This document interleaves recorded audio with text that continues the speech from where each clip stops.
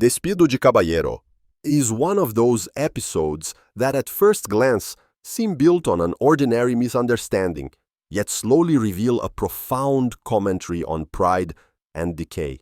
The title itself is ironic, evoking a sense of chivalry that no longer exists, a formality now used to disguise humiliation.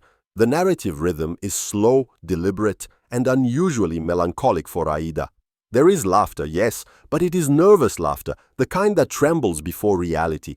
The story revolves around the act of firing an employee, but beneath it lies a meditation on class identity, aging, and the slow disintegration of masculine authority.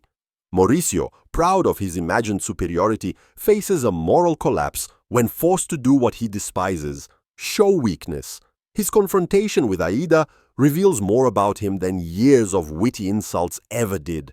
Their dialogue, stripped of jokes, feels like a duel between survival instincts. Aida appeals to humanity, Mauricio appeals to logic. Neither wins.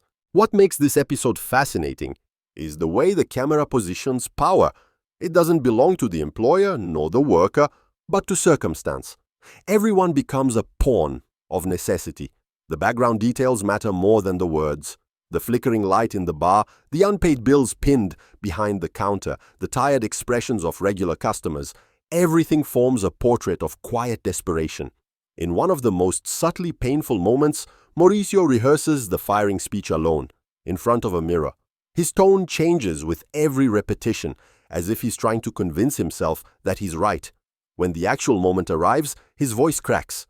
Aida, standing by, witnesses the implosion of a man who no longer believes in his own myths. The brilliance of the writing lies in its ability to make this fall both tragic and absurd.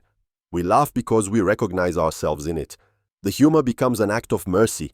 Aida's presence throughout the episode acts as the moral compass, but not a naive one. She knows life rarely rewards virtue.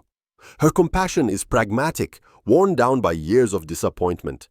When she comforts the dismissed worker, she does it out of reflex, not faith. The gesture feels automatic, which makes it more authentic.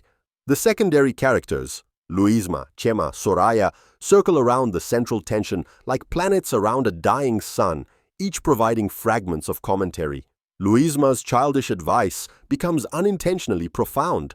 Chema's rationality collapses into irony. Soraya's indignation feels performative. Together they form a chorus of moral confusion, a collective incapacity to face decline. What distinguishes Despido de Caballero is its emotional texture.